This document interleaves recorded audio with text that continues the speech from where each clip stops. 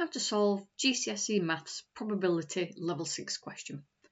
During her drive home from work, Freya passes through two sets of traffic lights that are independent of each other.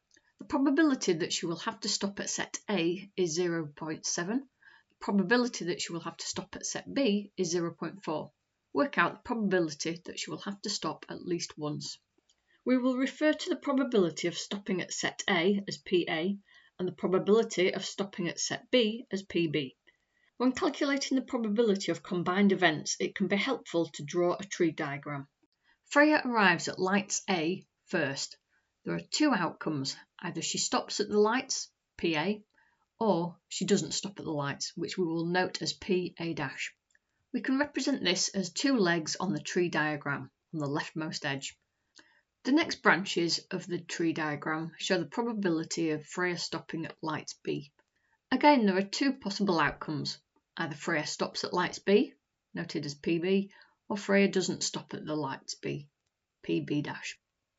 As the two events are independent of each other, the two branches representing the outcomes for lights B are the same at the top if Freya stops at lights A, and at the bottom of the tree diagram if Freya doesn't stop at lights A.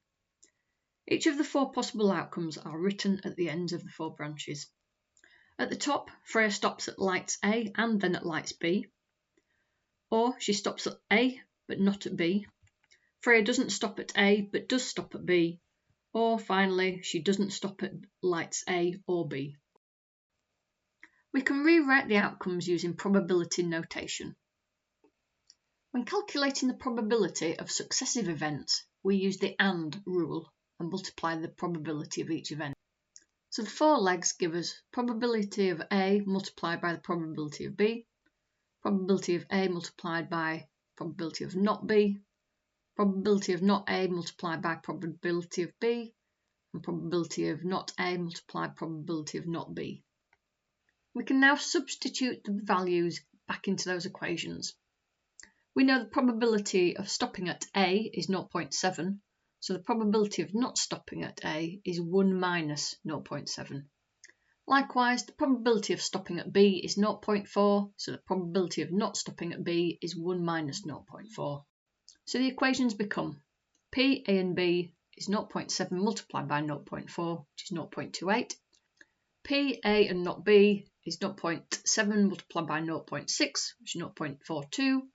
P, not A and B, 0.3 multiplied by 0.4, which is 0.12, and P, not A, not B, is 0.3 multiplied by 0.6, which is 0.18.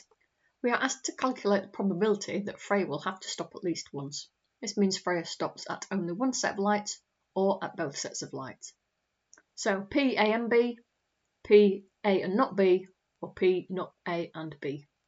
When calculating the probability of something happening when there are multiple outcomes, we use the OR rule and add the probabilities of the outcomes together. P, A and B is 0.28, P, A and not B is 0.42, and P, not A and B is 0.12.